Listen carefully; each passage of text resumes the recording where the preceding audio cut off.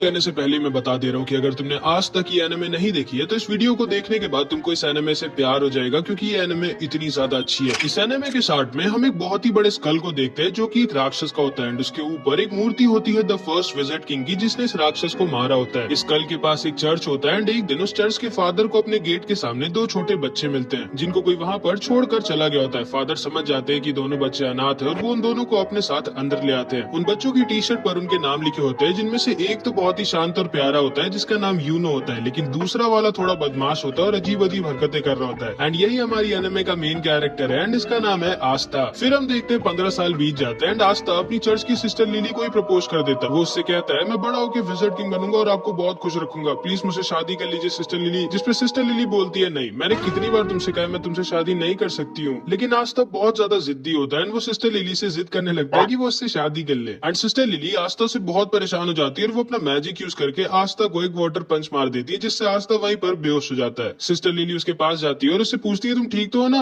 And तभी वहाँ पे चर्च के कुछ और बच्चे आ जाते हैं और वो सिस्टर लिली से कहते हैं बिल्कुल सही किया आपने, जब भी आपको परेशान करे इसको एक दो वाटर पंच मार दिया करिए। लेकिन तभी आस्था दोबारा से होश में आ जाता है एंड फिर से सिस्टर लिली के पीछे पड़ जाता है। बट इस बार वहाँ पर यूनो आ जाता है एंड वो आस्था को अपने मैजिक से वहीं पर गिरा देता है। आस्था गुस्से में उठता है और उसके पास भाग के जाके कहता है आखिर तुम हर बार मेरे और सिस्टर लिली के बीच में अपनी टांग क्यों घुसाते हो। जिसपे यूनो आस्था से कहता है देखो, पहले तो तुम बहुत ज्यादा शोर मचाते हो, दूसरा तुम्हारी हाइट बहुत कम है, तीसरा तुम दिमाग से कम हो, और सिस्टर लिली इस चर्च की नन है और नन लोग शादी नहीं कर सकती, तुम्हारे दिमाग में इतना भी नहीं घुसता क्या। जिसपे आस्था बहुत गुस्सा हो जाता है और यूनो से कहता है आज 1v1 फ्री फायर में नहीं असली फाइट में मतलब। जिसपे आस्था से कहता है नहीं, मुझे टाइम वेस्ट नहीं करना है तुम्हारे साथ 1v1 करके। आस्था बोलता है कि वो डर गए क्या। जिसपे बच्चा जिसका नाम मैक्स होता है ये बोलता है तुम सोच भी कैसे सकते हो कि तुम यूनो को जिंदगी में भी हरा सकते हो। आस्था मैक्स से बोलता है तुम्हारी प्रॉब्लम क्या है बच्चे, मुझसे मैं तुमसे इतना बड़ा हूँ फिर भी तुम मेरी रिस्पेक्ट क्यों नहीं करते कभी। जिसपे मैक्स बोलता है बिल्कुल भी नहीं, मैं किसी ऐसे की रिस्पेक्ट कर ही नहीं सकता जो 15 साल का होने के बाद भी मैजिक नहीं यूज कर सकता। असल में आस्था के पास बिल्कुल भी मैजिक नहीं होता, मतलब आस्था एक ऐसे वर्ल्ड में होता है जहाँ पे मैजिक से ही सब कुछ होता है बिना मैजिक के। मैक्स आस्था से कहता है तुम सोच भी कैसे सकते हो कि तुम बिना मैजिक के यूनो जैसे पावरफुल मैजिशियन को हरा सकते हो। आस्था कहता है अच्छा यूनो अगर इतना ही स्ट्रॉन्ग है तो वो ये कर सकता है क्या। एंड वो बहुत ही तेज स्पीड में क्रंचेस मारने लगता है। असल में आस्था मैजिक तो यूज कर नहीं सकता, इसलिए वो एक्सरसाइज करके अपने आप को फिजिकली बहुत स्ट्रॉन्ग बना लेता है। मैक्स आस्था से कहता है कि तुम क्रंचेस मारकर विजिट किंग नहीं बन सकते, क्योंकि विजिट किंग स्ट्रॉन्गेस्ट मैजिशियन होता है, स्ट्रॉन्गेस्ट बॉडी बिल्डर नहीं। एंड तभी यूनो अपने मैजिक से सिस्टर लिली के कपड़े सुखाने लगता है, जिसको देखने सारे बच्चे भाग के चले जाते हैं। एंड यूनो का भी सपना आस्था की तरह विजिट किंग बनने का होता है। सिस्टर लिली भी यूनो को थैंक यू कहती है उसकी हेल्प करने के लिए, जिसपे आस्था को बहुत जलन होती है एंड वो जल्दी से भाग के लकड़ियां काटने आ जाता है ताकि सिस्टर लिली उसको भी थैंक यू बोले। लेकिन इससे पहले कि वो लकड़ियां काटता है यूनो अपने मैजिक से लकड़ियां भी काट देता है। असल में इसको आस्था के सामने शो ऑफ करना थोड़ा पसंद होता है। मैक्स कहता है मुझे यकीन है अगला विजिट किंग यूनो ही बनेगा, तुम नहीं आस्था। एंड तभी वहाँ पर फादर भी आ जाते हैं एंड वहाँ आकर यूनो की तारीफ करने लगते हैं कि यूनो जरूर इस चर्च का नाम एक दिन रोशन करेगा। आस्था दुखी हो जाता है और कोने में अकेला जाकर बैठ जाता है। तभी उसके पास सिस्टर लिली आती है और उससे कहती है दुखी मत हो आस्था, थोड़े दिनों में तुम्हारी ग्रिमवॉर तुम्हें मिल जाएगी, फिर तुम भी मैजिक यूज कर पाओगे। जिसको सुनकर आस्था खुश हो जाता है और फिर से खड़ा हो जाता है और कहता है आप देखना सिस्टर लिली, मुझे इस दुनिया की बेस्ट ग्रिमवॉर मिलेगी एंड फिर मैं बहुत मेहनत करके सबसे ज्यादा स्ट्रॉन्ग बनूंगा एंड फिर एक दिन मैं विजिट किंग बनूंगा। ग्रिमवॉर असल में एक मैजिकल बुक होती है जिसमें 3 लीफ बनी होती है जो सबको 15 साल की एज पे मिलती है एंड उसको पाने के बाद लोगों का मैजिक बहुत ज्यादा बढ़ जाता है और वो मैजिकल अटैक्स भी यूज कर सकते हैं। आस्था यूनो से कहता है कि जब मुझे मेरी ग्रिमवॉर मिलेगी तब हम दोनों बचपन की तरह साथ में प्रैक्टिस करेंगे और साथ में बहुत स्ट्रॉन्ग बनेंगे। लेकिन यूनो उसे इग्नोर कर वहां से चला जाता है, मानो वो आस्था को अपने टक्कर का मानता ही नहीं है। जिसपे आस्था भी बहुत दुखी हो जाता है एंड वो भी वहां से चला जाता है। सिस्टर लिली यूनो के पास आती है और उससे कहती है तुम्हें आस्था के साथ ऐसा नहीं करना चाहिए था। जिसपे यूनो कहता है आस्था मेरे रहते कभी भी विजिट किंग नहीं बन सकता। सिस्टर लिली को लगता है कि आस्था क्योंकि बहुत दुखी होकर गया है तो वो मे भी कहीं पर चुपचाप जाके रो रहा होगा, लेकिन हमारा आस्था रोता होता नहीं है, वो यहाँ पर ट्रेनिंग कर रहा होता है और ज्यादा स्ट्रॉन्ग होने के लिए एंड अपने विजिट किंग बनने के सपने को सच करने के लिए। थोड़े दिनों बाद आस्था यूनो और बहुत सारे बच्चे जो 15 साल के हो गए थे वो सब ग्रिमवॉर टावर जाते हैं अपनी अपनी ग्रिमवॉर लेने। आस्था बहुत ज्यादा एक्साइटेड होता है क्योंकि अब वो फाइनली मैजिक यूज कर पाएगा एंड यूनो को टक्कर दे पाएगा। वहाँ पे 2 नोबल फैमिलीज के भी बच्चे आए होते हैं जो आस्था और यूनो का मजाक उड़ा रहे होते हैं क्योंकि वो लोग गरीब होते हैं। तभी वहाँ पर उस ग्रिमवॉर टावर का मास्टर आ जाता है एंड सारे लोगों का वेलकम करता है। आस्था बहुत ज्यादा एक्साइटेड और खुश होता है। फिर ये मास्टर एक मैजिकल स्पेल बोलता है और सारे लोगों के पास अपने आप उनकी ग्रिमवॉर उड़कर जाने लगती है। सारे लोग अपनी अपनी ग्रिमवॉर पाकर बहुत खुश होते हैं, लेकिन आस्था के पास कोई भी ग्रिमवॉर नहीं आती। आस्था बोलता है मेरी ग्रिमवॉर लेट हो गई क्या, मेरी ग्रिमवॉर कहाँ है। जिसपे सारे के सारे लोग उस पर हंसने लगते हैं एंड उसका मजाक बनाने लगते हैं। लेकिन तभी यूनो के पास उसकी ग्रिमवॉर आ जाती है जो कि होती है एक 4 लीफ ग्रिमवॉर, जो कि बहुत ही ज्यादा रेयर होती है एंड यही ग्रिमवॉर फर्स्ट विजिट किंग के पास भी होती है, जिसको देखकर सारे के सारे लोग शॉक्ड रह जाते हैं कि आखिर यूनो जो कि नोबल फैमिली का भी नहीं है, उसको 4 लीफ ग्रिमवॉर कैसे मिल गई। यूनो उल्टा घूमता है और सबसे कहता है कि वो बनेगा अगला विजार्ड किंग, एंड सारे के सारे लोग उसकी तारीफ करने लगते हैं। लेकिन तभी आस्था खड़ा होता है और यूनो से बोलता है, नहीं तुम नहीं, मैं बनूंगा अगला विजार्ड किंग। जिसपे फिर से सारे के सारे लोग उस पर हंसने लगते हैं एंड उसका मजाक उड़ाने लगते हैं। एंड यूनो भी आस्था को वहीं पर इग्नोर करके वहाँ से चला जाता है। इसके बाद आस्था अकेले जंगल में उल्टा लटका होता है और थोड़ा सा दुखी होता है, क्योंकि ना तो सिर्फ उसके पास मैजिक है, बट अब तो उसको ग्रिमवॉर भी नहीं मिली। लेकिन इतना सब कुछ होने के बाद भी वो गिव अप नहीं करता और वो उठता है और कहता है, क्या हुआ अगर मेरे को ग्रिमवॉर नहीं मिली तो मैं तब भी मेहनत करना नहीं छोड़ूंगा एंड एक दिन विजार्ड किंग जरूर बनूंगा। तुम बस वेट करना यूनो, मैं ही तुम्हारा राइवल हूँ एंड मैं ये तुम्हें प्रूफ करके रहूंगा। लेकिन तभी उसे एक आवाज आती है। इधर हम देखते हैं ये दोनों जलन के मारे यूनो से लड़ने आ जाते हैं एंड उससे कहते हैं, आखिर तुम्हारे जैसे गरीब को 4 लीफ ग्रिमवॉर कैसे मिल सकती है, एंड हम नोबल्स को नहीं, मैं जला दूंगा तुम्हारी इस ग्रिमवॉर को। एंड वो यूनो के ऊपर एक मैजिकल अटैक यूज कर देता है, लेकिन यूनो बिना अपनी ग्रिमवॉर का यूज किए ही अपने आप को डिफेंड कर लेता है, जिसको देखकर ये दोनों शॉक्ड रह जाते हैं कि आखिर यूनो इतना स्ट्रॉन्ग कैसे है। लेकिन तभी अचानक से कुछ चेन्स आके उन दोनों को पकड़ लेती हैं एंड तभी वहाँ पर एक आदमी आता है जो बोलता है, तुम लोग पागल हो क्या जो इतनी रेयर चीज को जलाना चाहते हो। यूनो पूछता है, कौन हो तुम, जिसपे ये बताता है, मेरा नाम है स्नेक और मुझे वो चीज चाहिए जो तुम्हारे पास है। एंड तभी वो अपने मैजिक से यूनो को भी पकड़ लेता है एंड उसकी 4 लीफ ग्रिमवॉर को भी उससे छीन लेता है। यूनो बोलता है, स्नेक मैंने तुम्हारा नाम सुना है, तुम एक बहुत ही स्ट्रॉन्ग और फेमस चोर हो, लेकिन तुम्हें ये तो पता ही होगा कि एक ग्रिमवॉर को केवल उसका ओरिजिनल ओनर ही यूज कर सकता है। जिसपे स्नेक कहता है, हाँ मेरे को पता है कि तुम्हारी ग्रिमवॉर को तुम्हारे बिना कोई यूज नहीं कर सकता, लेकिन ब्लैक मार्केट में इस 4 लीफ ग्रिमवॉर के मेरे को बहुत पैसे मिलेंगे एंड इसीलिए मैं तुम्हारी ग्रिमवॉर चुरा रहा हूँ और माफ करना, तुम्हारा विजार्ड किंग बनने का सपना यहीं पर खत्म होता है। एंड तभी वहाँ पर हमारा आस्था आ जाता है एंड आगे गिर के अपनी बेइज्जती करा लेता है, लेकिन फिर भी वो खड़ा होता है और बोलता है, क्या हो रहा है यहाँ, और तुम्हारे पास 2-2 ग्रिमवॉर कैसे है। यूनो बोलता है, उनमें से एक मेरी और यहाँ से जल्दी से भाग जाओ, ये बहुत स्ट्रॉन्ग है। तब आस्था सारा का सारा खेल समझ जाता है एंड वो स्नेक से कहता है, चुपचाप यूनो की ग्रिमवॉर वापस कर दो। जिसपे स्नेक उससे कहता है, तुम तो वही लूजर हो ना जिसको एक भी ग्रिमवॉर नहीं मिली। एंड ये कहकर वो उस पर हंसने लगता है। आस्था कहता है, हाँ मैं वही हूँ जिसको कोई ग्रिमवॉर नहीं मिली, लेकिन मैं वो भी हूँ जो एक दिन विजार्ड किंग बनेगा। एंड ये कह के आस्था स्नेक की तरफ भागता है। यूनो कहता है, नहीं उससे मत लड़ना आस्था। स्नेक अपने मैजिक से आस्था पर अटैक करता है, लेकिन आस्था उसके अटैक को डॉज करके उसके पीछे आ जाता है एंड वो बस उसको एक पंच मारने वाला होता है, लेकिन तभी स्नेक की चेन्स उसको पकड़ लेती हैं एंड फिर स्नेक अपने मैजिक से आस्था को बहुत ज्यादा इंजर्ड कर देता है। आस्था मन में सोचता है कि ये तो बस एक चोर है, फिर ये इतना स्ट्रॉन्ग कैसे है, और अगर एक चोर इतना स्ट्रॉन्ग है तो फिर विजार्ड किंग कितना स्ट्रॉन्ग होगा। एंड फिर स्नेक उसको पीछे की दीवार पर लड़ा देता है एंड उसके पास जाकर बोलता है, अपनी आंखें खोलो बच्चे, तुम मुझे 100 जन्मों में भी नहीं हरा सकते। आस्था मन में सोचता है कि ये सही तो कह रहा है, मैं चाहे जितना भी अपनी बॉडी को ट्रेन करके स्ट्रॉन्ग बना लूं, लेकिन मैं इसको भी नहीं हरा सकता। स्नेक आस्था के ऊपर हंसता है और बोलता है, अपनी चेन से मैं किसी के अंदर कितना मैजिक है ये नाप सकता हूँ, और तुम्हारे अंदर एक बूंद मैजिक भी नहीं है एंड इसीलिए तुम्हारे पास कोई ग्रिमवॉर नहीं आई, क्योंकि ग्रिमवॉर मैजिक को बढ़ाती है और तुम्हारे पास तो मैजिक है ही नहीं। तुम विजार्ड किंग तो क्या, तुम कोई नॉर्मल सी जॉब भी नहीं कर सकते। शर्म करो अपनी जिंदगी पर, तुम एक बहुत ही बड़े लूजर हो। जिसको सुनकर आस्था अंदर से टूट जाता है और वो सोचने लगता है कि ये एकदम सही तो कह रहा है, मेरे अंदर ना तो मैजिक है और ना ही मेरे पास अब एक ग्रिमवॉर है, फिर आखिर मैं कैसे विजार्ड किंग बन सकता हूँ जो कि पूरी दुनिया का सबसे स्ट्रॉन्गेस्ट मैजिशियन होता है। एंड जिंदगी में पहली बार आस्था गिव अप करने वाला होता है, लेकिन तभी यूनो चिल्लाकर बोलता है, नहीं मैं जानता हूँ आस्था विजार्ड किंग नहीं बनेगा, क्योंकि अगला विजार्ड किंग तो मैं ही बनूंगा, लेकिन आस्था कोई लूजर नहीं है, वो मेरा राइवल है एंड उसके अंदर भी एक मैजिकल पावर है एंड वो है कभी भी गिव अप ना करना। एंड इसको सुनते ही आस्था के अंदर मानो दोबारा से जान आ जाती है। वो स्नेक से कहता है, दूर हट मुझसे। स्नेक उससे दूर हट जाता है एंड आस्था के पास से एक अजीब सी एनर्जी आने लगती है। आस्था यूनो से कहता है, चिंता मत करो यूनो, मैं इस आदमी को तुम्हारी ग्रिमवॉर नहीं ले जाने दूंगा, चाहे उसके लिए मुझे मरना ही क्यों ना पड़े। एंड तभी आस्था के पास उसकी खुद की ग्रिमवॉर उड़कर आ जाती है, जो कि कोई नॉर्मल ग्रिमवॉर नहीं बल्कि एक 5 लीफ ग्रिमवॉर होती है, जो पूरी की पूरी दुनिया में सिर्फ एक ही है, मतलब यूनो से भी ज्यादा रेयर ग्रिमवॉर। दुनिया में 3 तरह की ग्रिमवॉर्स होती है। 3 लीफ ग्रिमवॉर जिसमें मैजिकल पावर्स होती है एंड ये बहुत कॉमन होती है। 4 लीफ ग्रिमवॉर जो कि बहुत रेयर होती है एंड इसमें मैजिकल पावर्स के साथ गुड लक भी होता है। एंड लास्ट में है 5 लीफ ग्रिमवॉर जो कि पूरी दुनिया में सिर्फ एक ही है एंड इसके अंदर एक डीमन होता है। एंड आस्था को फाइनली उसकी 5 लीफ ग्रिमवॉर मिल जाती है। यूनो आस्था को देखकर स्माइल करता है और बोलता है, मुझे पता था आस्था, तुम वो जो इम्पॉसिबल को भी पॉसिबल कर सकता है, जैसे तुमने बचपन में किया था। एंड फिर हम इन दोनों का बचपन देखते हैं कि कैसे यूनो स्टार्टिंग में बहुत ही रोथड़ू था और छोटी छोटी बात पर रोता रहता था एंड आस्था स्टार्टिंग से ही उसकी मदद करता रहता था और एकदम उसके बड़े भाई की तरह उसको प्रोटेक्ट करता था। फिर एक दिन बचपन में सिस्टर लिली आस्था और यूनो को पहले विजार्ड किंग की स्टोरी सुनाती है कि कैसे एक बार पूरी दुनिया पर एक बहुत ही बड़े और ताकतवर राक्षस ने हमला कर दिया था और हर जगह तबाही मचा दी थी। हर तरफ बस दुख ही दुख फैल गया था, लेकिन तभी अचानक से एक लड़का वहाँ आ जाता है और उन सबको बचा लेता है। एंड उसके पास एक 4 लीफ ग्रिमवॉर होती है एंड उसकी और उस राक्षस की बहुत दिनों तक लड़ाई होती है, लेकिन आखिरी में वो लड़का उस राक्षस को हरा देता है और दोबारा से दुनिया में सुख और शांति ले आता है। एंड वही बनता है फर्स्ट विज़र्ड किंग, पूरी दुनिया का सबसे स्ट्रॉन्गेस्ट मैजिशियन। एंड इसी स्टोरी को सुनने के बाद आस्था और यूनो डिसाइड करते हैं कि वो दोनों भी बड़े होकर विज़र्ड किंग बनेंगे। शाम को फादर आकर यूनो को एक लेटर देते हैं और उससे कहते हैं उस लेटर को विलेज के बाहर एक आदमी तक पहुंचाने के लिए। आस्था कहता है लो मैं चला जाता हूँ, लेकिन यूनो उसे मना कर देता है और कहता है नहीं, वो अकेला जाएगा। यूनो अकेला उस आदमी के पास पहुंच जाता है और उसे वो लेटर दे देता है। काफी रात हो चुकी होती है और आस्था को यूनो की चिंता होने लगती है। एंड फिर वापस लौटते वक्त यूनो को एक बड़ा सा आदमी घेर लेता है और वो उसका पेंडेंट उससे जबरदस्ती छीन लेता है। यूनो उससे कहता है प्लीज मुझे वो वापस कर दो, वो मेरे पेरेंट्स की आखिरी निशानी है। जिसपे हंसता और बोलता है चुपचाप यहाँ से भाग जाओ बच्चे, वरना मुझे तुम्हें जान से मारना पड़ेगा। जिसको सुनकर यूनो डर जाता है और रोने लगता है और सोचता है कि अब वो कुछ नहीं कर सकता। लेकिन तभी वहाँ पर आस्था आ जाता है एंड उस आदमी को पकड़ लेता है। यह आदमी आस्था को मारकर दूर फेंक देता है, लेकिन आस्था फिर से जाकर उसको पकड़ लेता है और जोर जोर से चिल्ला रहा होता है। यूनो बस आस्था को देख रहा होता है और सोच रहा होता है कि आखिर जब आस्था जानता है कि वो इस आदमी को नहीं हरा सकता, फिर वो लड़ क्यों रहा है इससे। आस्था को ये आदमी बहुत ज्यादा इंजर्ड कर देता है, लेकिन फिर भी आस्था गिव अप नहीं करता और उसको पकड़े रहता है और जोर जोर से चिल्ला रहा होता है कि यूनो का पेंडेंट वापस कर। ये आदमी समझ जाता है कि ये बच्चा कोई नॉर्मल बच्चा नहीं है एंड वो उस पेंडेंट को वहीं पर छोड़कर चला जाता है। एंड आस्था वहीं पर गिर जाता है। यूनो उसके पास आकर रोते हुए बोलता है मुझे माफ करना, मेरी वजह से तुम्हें इतनी मार पड़ी। जिसपे आस्था उससे कहता है तुम चिंता मत करो, मैं हमेशा तुम्हारे साथ रहूंगा और तुम्हें प्रोटेक्ट करूंगा एंड एक दिन मैं बनूंगा विज़र्ड किंग और तुम्हें और चर्च के सारे लोगों को खुश और सेफ रखूंगा। और इधर हम देखते हैं आस्था की ग्रिमवॉर से एक अजीब सी तलवार निकलती है और स्नेक बोलता है अचानक से तुम्हारे पास एक ग्रिमवॉर कहाँ से आ गई, ये क्या हो रहा है। एंड वो आस्था के ऊपर दोबारा से अटैक कर देता है, लेकिन आस्था भी स्वॉर्ड यूज करता है एंड स्नेक की मैजिकल चेंज गायब हो जाती है। स्नेक बोलता है कि ये कैसे किया तुमने, आखिर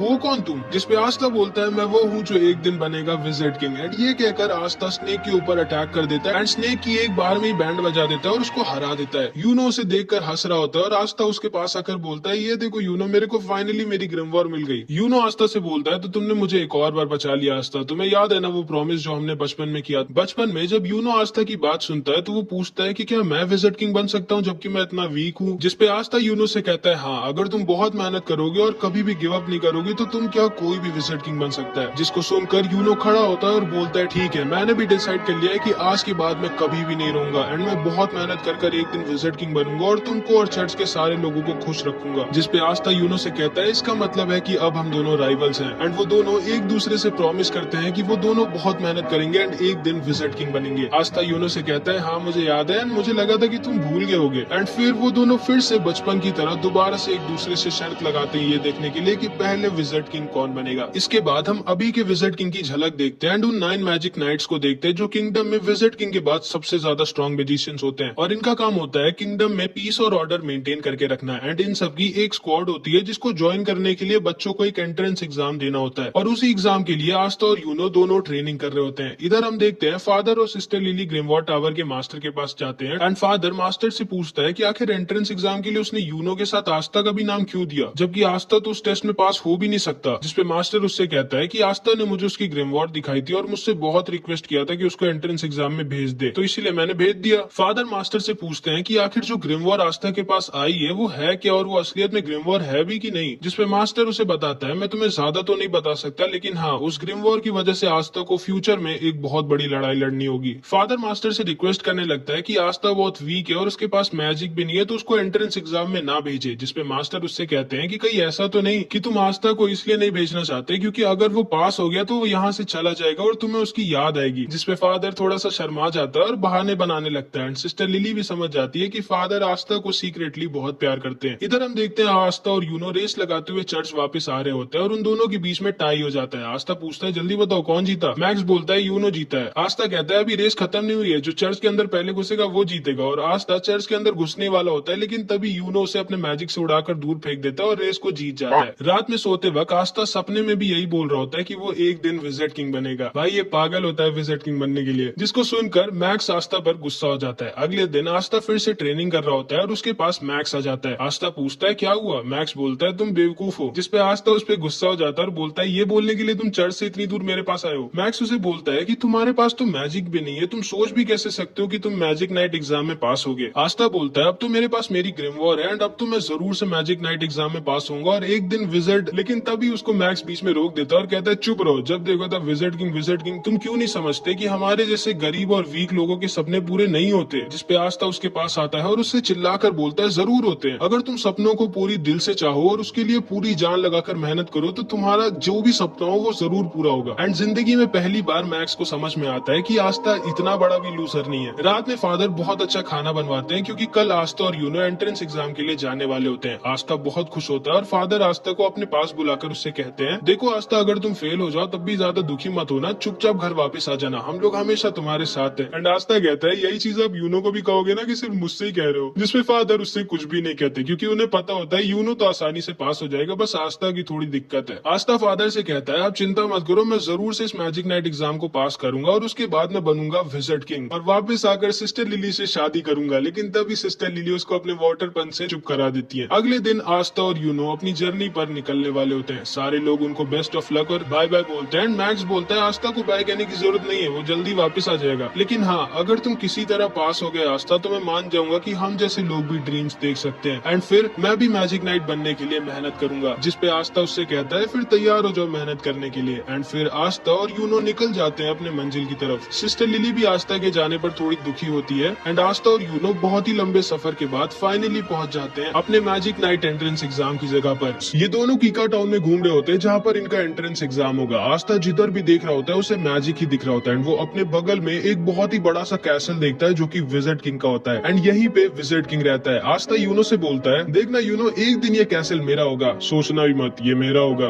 ये तो वक्त ही बताएगा कि हम दोनों में से कौन विजिट किंग बनेगा। इसके बाद हम देखते हैं आस्था, यूनो और बहुत सारे लोग एंट्रेंस एग्जाम देने आए होते हैं एंड आस्था सबसे पागलों की तरह कह रहा होता है, हेलो दोस्तों, मैं एक दिन विजिट किंग बनूंगा। एंड ताकि यूनो की बेइज्जती ना हो इसलिए वो ऐसे एक्टिंग कर रहा होता है जैसे वो आस्था को जानता ही नहीं है। आस्था यूनो दोनों एंट्रेंस गेट पर पहुंच जाते हैं एंड यूनो जब अपनी 4 लीफ ग्रिमवॉर्ड दिखाता है तो सारे के सारे लोग शॉक्ड रह जाते हैं कि आखिर कौन है ये लड़का जिसके पास 4 लीफ ग्रिमवॉर्ड है। एंड गार्ड उसे गेट के अंदर जाने देता है। लेकिन जब आस्था अपनी ग्रिमवॉर्ड दिखाता है तो गार्ड को यकीन ही नहीं होता कि ये कोई ग्रिमवॉर्ड है भी कि नहीं, क्योंकि आस्था की 5 लीफ ग्रिमवॉर्ड इतनी ज्यादा रेयर होती है कि उसके बारे में कोई जानता ही नहीं है। लेकिन आस्था की बहुत ज्यादा रिक्वेस्ट करने के बाद गार्ड आस्था को भी अंदर जाने देता है। आस्था के पीछे एक लड़का खड़ा होता है जो बोलता है, ये लड़का काफी फनी लग रहा है मुझे। सारे के सारे बच्चे एंट्रेंस लॉबी में खड़े होते हैं एंड यहाँ पर जिसके पास जितनी कम मैजिकल पावर होती है उसके पास उतनी ज्यादा मैजिक बर्ड्स आती हैं एंड यूनो के पास एक भी मैजिक बर्ड नहीं आती। एंड सारे लोग सोच रहे होते हैं कि आखिर कौन है ये इतना स्ट्रॉन्ग मैजिशियन जिसके पास एक 4 लीफ ग्रिमवॉर्ड भी एंड इतनी स्ट्रॉन्ग मैजिकल पावर है कि एक भी चिड़िया इसके पास नहीं आ रही। एंड आते यूनो के पीछे 2-3 लड़कियां पड़ जाती है और हमारे बेचारे आस्था के पीछे ढेर सारी मैजिक बर्ड्स। एंड सारे लोग आस्था के ऊपर हंस रहे होते हैं कि लोग, कौन है ये लड़का जिसके पीछे आधे से ज्यादा चिड़िया पड़ गई है। आस्था भागते भागते अचानक से एक आदमी से लड़ जाता है एंड ये आदमी बहुत ही ज्यादा बड़ा और ताकतवर दिख रहा होता है। आस्था को लगता है कि ये भी कोई बच्चा है शायद जो एंट्रेंस एग्जाम देने आया है एंड वो इससे पूछता है, तुम्हें लगी तो नहीं ना दोस्त? एंड ये आदमी आस्था का सिर पकड़कर उसको उठा लेता है और अपने हाथों से उसका सर पीसने वाला होता है और उससे कहता है, तुम जानते नहीं हो क्या मैं कौन हूँ? एंड ये आदमी कोई और नहीं बल्कि एक magic night squad black bulls का कैप्टन यामी होता है, जो कि सारे के सारे मैजिक नाइट स्क्वाड्स की सबसे बेकार स्क्वाड होती है। एंड आस्था बेचारा आते ही एक मैजिक नाइट स्क्वाड के कैप्टन से पंगा ले लेता है। यामी आस्था का सर पीसने वाला होता है लेकिन तभी यामी के स्क्वाड के 2 मेंबर्स वहां पर आ जाते हैं, फिनरल और गॉर्डन। फिनरल बहुत ही बड़ा ठरकी होता है और गॉर्डन बहुत ज्यादा शांत और अच्छा होता है। फिनरल यामी से कहता है, अब यहाँ क्या कर रहे हो, जल्दी चलिए, इवेंट स्टार्ट होने वाला है। जिसपे यामी बोलता है, अरे कुछ नहीं, मैं बस ऊपर जाने का रास्ता भूल गया था। एंड तभी एंट्रेंस एग्जाम स्टार्ट हो जाता है एंड यामी आस्था को छोड़कर वहां से चला जाता है। आस्था खड़ा होता है एंड तभी उसके पास ये लड़का दोबारा से आता है जिसका नाम सेक्के होता है एंड वो आके आस्था से दोस्ती कर लेता है। एंड तभी वहां पर सारे के सारे 9 मैजिक नाइट स्क्वाड्स के कैप्टन आ जाते हैं एंड ये सारे के सारे बहुत ज्यादा स्ट्रॉन्ग होते हैं। एंड कहा जाता है कि पूरी दुनिया में इन सबसे स्ट्रॉन्ग सिर्फ एक आदमी है जो कि खुद विजिट किंग है। इस कैप्टन का नाम विलियम होता है और ये गोल्डन डॉन का कैप्टन होता है एंड इसकी स्क्वाड वर्ल्ड की नंबर 1 स्क्वाड होती है एंड सभी का सपना इसकी स्क्वाड ज्वाइन करने का होता है। और वहीं पर यामी की स्क्वाड ब्लैक बुल सबसे खराब होती है और उसमें कोई भी नहीं जाना चाहता। आस्था सेक्के से पूछता है, विजिट किंग कहाँ है? जिसपे सेक्के आस्था से बोलता है, विजिट किंग थोड़ी ना इन सब छोटे मोटे इवेंट्स में आएंगे, वो हमारे किंगडम के किंग है, उनके पास और भी ज्यादा इंपॉर्टेंट काम होते हैं। विलियम सबसे कहता है, टाइम आ चुका है तुम सबके एग्जाम को स्टार्ट करने का। एंड वो अपना मैजिक यूज करता है एंड आसमान से एक बहुत ही बड़ा पेड़ नीचे आ जाता है एंड सारे के सारे कैंडिडेट्स को एक एक मैजिकल ब्रूम दे देता है, मतलब एक जादुई झाड़ू। ये तुम लोगों का पहला टेस्ट होगा और तुम सबको अपनी मैजिक पावर से उड़ना होगा। सारे के सारे बच्चे अपनी मैजिक पावर से उड़ने की कोशिश करते हैं और सारे कैप्टन सबको ऑब्जर्व कर रहे होते हैं। यूनो सबसे ऊपर उड़ रहा होता है और सारे के सारे कैप्टन को इम्प्रेस कर देता है। वहीं पर हमेशा की तरह आस्था बेचारा उड़ना तो छोड़ो, कूद भी नहीं पा रहा होता है इस झाड़ू को पकड़ के। तभी इन सारे कैप्टन में से एक कैप्टन नीचे जाकर एक लड़की को डांटता है जो इसकी बहन होती है एंड ये इससे कहता है, तुम ये एग्जाम देने क्यों आई हो? सिल्वर फैमिली की बेइज्जती मत करो, तुम तुम ये एग्जाम पास नहीं कर पाओगी, चुपचाप घर लौट जाओ। एंड फिर वो वहाँ से चला जाता है। एंड इस लड़की का नाम नोएल होता है। सेक्के आस्था से बोलता है ट्राई करते रहो आस्था, तुम ये कर सकते हो। लेकिन हम सब ये जानते हैं कि आस्था ये नहीं कर सकता क्योंकि उसके पास मैजिक है ही नहीं। एंड इस वाले और इसके बाद की हर टेस्ट में आस्था बहुत ज्यादा खराब करता है। इसके बाद विलियम सबसे कहता है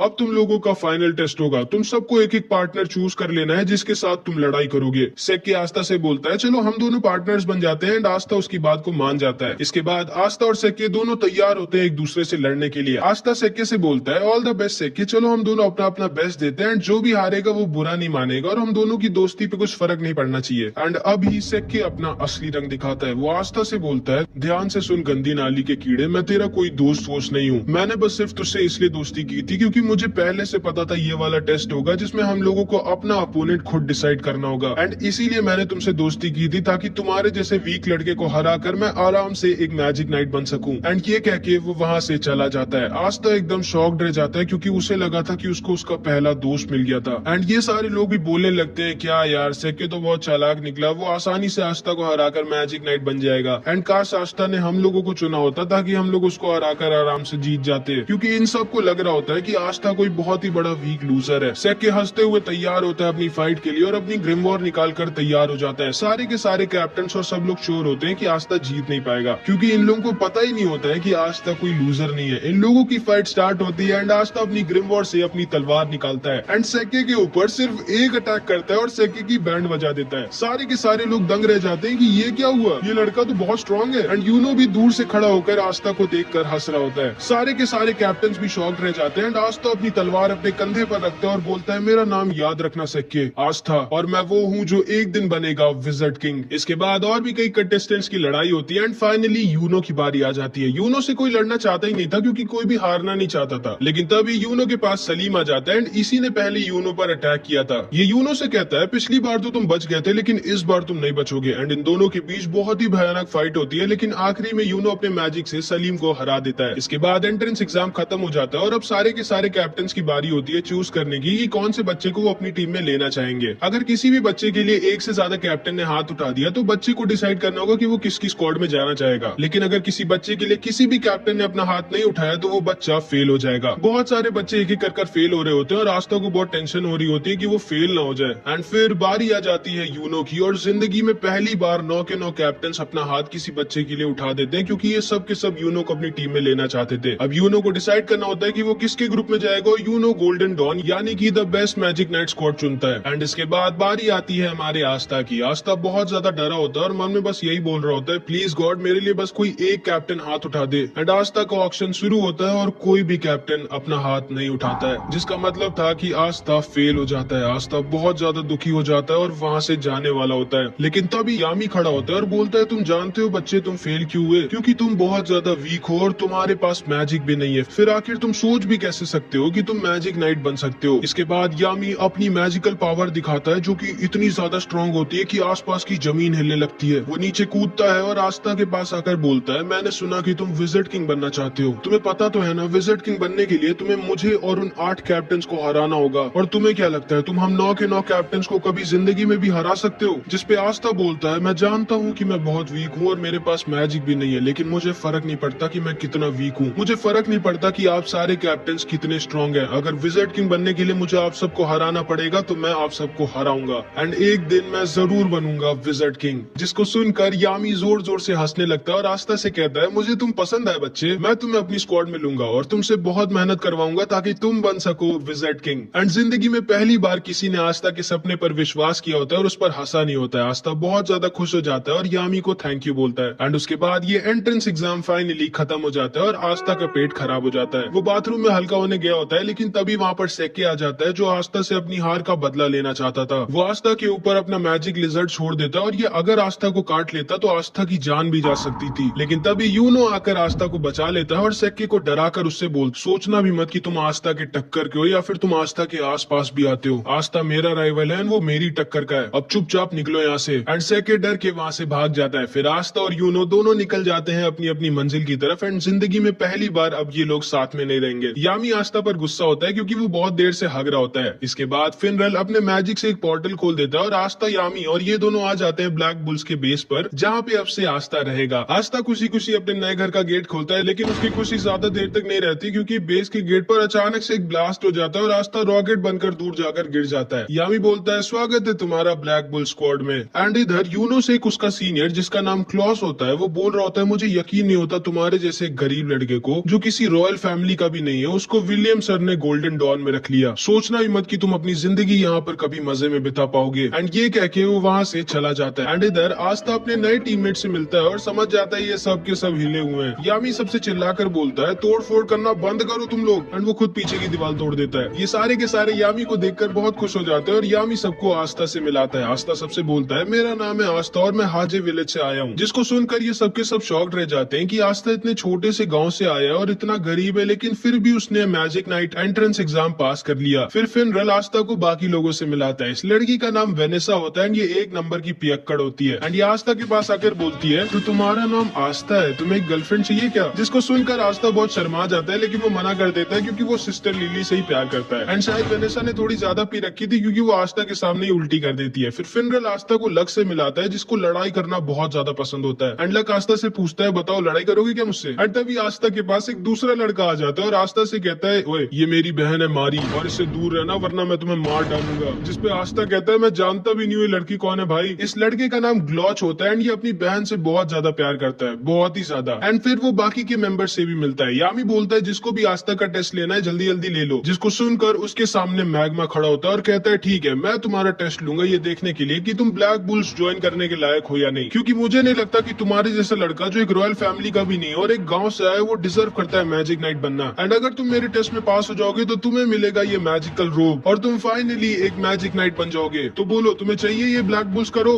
हाँ चाहिए मुझे, अभी क्या भी चाहिए। फिर मैग्मा आस्था का टेस्ट लेता है। पहले तो उससे बहुत मुश्किल एक्सरसाइजेस करवाता है, लेकिन आस्था बचपन से ये सब करता आ रहा था तो वो आसानी से सब कर लेता है। एंड उसके बाद मैग्मा आस्था से कहता है, ये तुम्हारा फाइनल टेस्ट और मैं अब तुम पर अटैक करूंगा और तुमको मेरे अटैक से बचना होगा। एंड फिर मैग्मा उस पर अपने मैजिकल फायर बैट बॉल से अटैक करने लगता है। एंड आस्था आसानी से उसका अटैक डॉज कर रहा होता है, जिसपे मैग्मा थोड़ा गुस्सा हो जाता है। वो उसके ऊपर एक बहुत ही बड़ा और फास्ट फायर बॉल से अटैक कर देता है, जिसको आस्था डॉज नहीं कर सकता था क्योंकि वो इतनी ज्यादा फास्ट और बड़ी थी। लेकिन तभी आस्था अपनी ग्रिमवॉर से अपनी तलवार निकालता है और उसकी तलवार को देखकर सारे के सारे लोग शॉक्ड रह जाते हैं कि ये इतनी बड़ी तलवार उठाया कैसे हुआ है। एंड आस्था अपनी तलवार को बैट की तरह यूज करता है एंड मैग्मा के अटैक को वापस उसी के पास भेज देता है। यामी आस्था से बहुत इंप्रेस हो जाता है क्योंकि ना तो सिर्फ आस्था अपनी तलवार से किसी के मैजिक को कैंसिल या फिर खत्म कर सकता है, बल्कि वो मैजिक अटैक्स को डिफ्लेक्ट करके वापस भी भेज सकता है। एंड ये सारे के सारे लोग समझ जाते हैं कि आस्था कोई ऐरा गहरा नहीं बल्कि काफी स्ट्रॉन्ग मैजिशियन है। मैग्मा भी आस्था के पास आता है और उसकी तारीफ करता है और इससे कहता है, माफ करना मैंने ये बोला था कि तुम छोटे से गांव से आओ, असल में जो तुम्हारे गांव के बगल वाला गांव है मैं वहां का हूँ। जिसको सुनकर आस्था शॉक्ड रह जाता है। ये सारे के सारे लोग भी आस्था की तारीफ करने लगते हैं। चार्मी भी आस्था को अपना केक दे देती है एंड आस्था की सबसे थोड़ी बहुत दोस्ती हो जाती है। एंड ऊपर से एक लड़की चुपचाप आस्था को देख रही होती है एंड वो आस्था पर पता नहीं क्यों बहुत ज्यादा गुस्सा होती है। एंड फिर आस्था को फाइनली मिल जाती है उसकी ब्लैक बुल्स की रोब, जिसका मतलब था कि आस्था अब ऑफिशियली एक मैजिक नाइट बन चुका है और अब यहाँ से आस्था की जिंदगी का एक नया सफर स्टार्ट हो जाता है। मैग्मा आस्था को उसका नया कमरा दिखाता है और उससे कहता है, माफ करना यही एक बेकार सा कमरा खाली पड़ा है। लेकिन आस्था इतना बेकार सा कमरा पाके भी बहुत खुश हो जाता है क्योंकि जिंदगी में पहली बार उसको उसका खुद का कमरा मिला होता है। एंड वो खुशी के मारे रोने लगता है। तुम्हें सच में ये कमरा पसंद आया आस्था? हाँ बहुत पसंद आया। चर्च में हम सारे के सारे इससे भी छोटे कमरे में साथ में सोते थे और अब तो मेरे पास खुद का एक कमरा है। एंड आस्था अपने कमरे की सफाई करने लग जाता है। इसके बाद आस्था और यूनो दोनों वापस चर्च भेजने के लिए एक एक लेटर लिखते हैं, ये बताने के लिए कि वो लोग पास हो गए। यूनो का लेटर पढ़ के फादर और सारे लोग बहुत खुश हो जाते हैं और पार्टी की तैयारी करने लगते हैं। एंड आस्था की राइटिंग इतनी गंदी होती है कि कोई समझ ही नहीं पा रहा होता है कि उसने लिखा क्या है। फादर सिस्टर लिली से कहते हैं, देखो उसमें क्या लिखा है, कब तक वापस आ रहा है आस्था, क्योंकि वो जरूर से पास तो नहीं हो पाया होगा। इसमें लिखा है कि वो पास हो गया। क्या? सारे के सारे चर्च के लोग शॉक्ड रह जाते हैं कि आस्था कैसे पास हो गया। मैक्स, सिस्टर लिली सब के सब बहुत ज्यादा खुश हो जाते हैं। बस फादर थोड़ा सा दुखी हो जाते हैं क्योंकि अब आस्था उनके पास वापस नहीं आएगा। आस्था सुबह सुबह खुशी खुशी उठता है और अपनी रोब पहनकर तैयार हो जाता है और जैसे ही वो अपने कमरे से बाहर निकलता है खंबे से लड़ जाता है। मैग्मा वहां आता है और पूछता है, तुम ठीक तो हो ना बच्चे? हाँ सेंपाई मैं ठीक तो हूँ, लेकिन कल ये खंबा यहाँ पर नहीं था, आज अचानक से कैसे आ गया? ओ ये असल में हम लोगों का कैसल अपने आप शेप बदलता रहता है। जैसे कल हम लोग दूसरी मंजिल पे थे, आज हम लोग चौथी मंजिल पे हैं। तुम्हें थोड़े दिनों में इसकी आदत लग जाएगी। उसके बाद मैग्मा आस्था को पूरे कैसल में घुमाता है, किचन,